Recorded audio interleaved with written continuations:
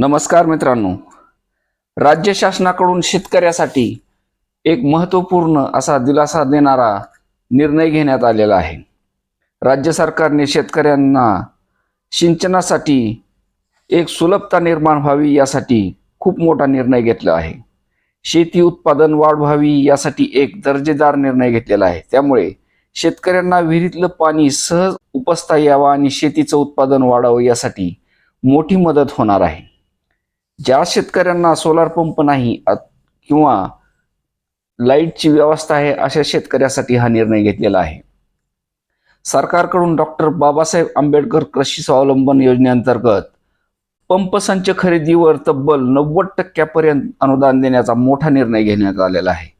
या योजनेत शेतकऱ्यांना मिळणारी जास्तीत जास्त रक्कम म्हणजे 40,000 रुपये अनुदान निश्चित केले असून शेतकरी 10 HP क्षमतेपर्यंतचे विजेवर किंवा डिझेलवर चालणारे पंप सेट घेऊ शकतात।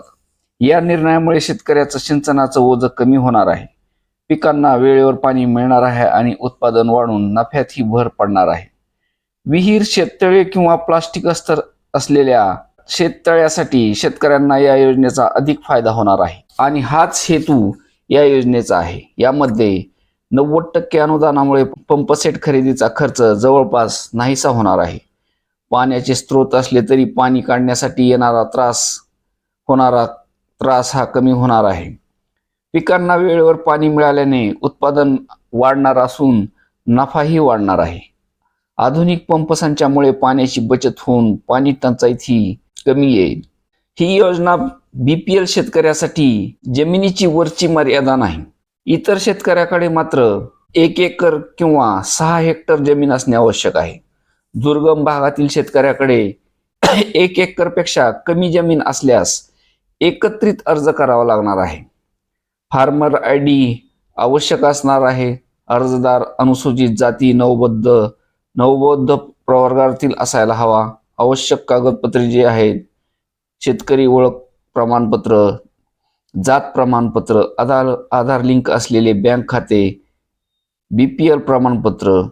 फार्मर ID असल्यास 7/12 आणि 8 उतारा किंवा आधार कार्डची गरज नाही।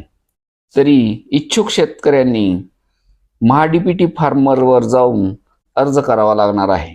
प्रथम येणाऱ्यास प्रथम प्राधान्य या तत्वावर हे अनुदान वाटप केले जाणार असून BPL शेतकऱ्यांना सर्वाधिक प्राधान्य दिले जाणार असल्याची माहिती राज्य शासनाकडून देण्यात आली आहे। धन्यवाद।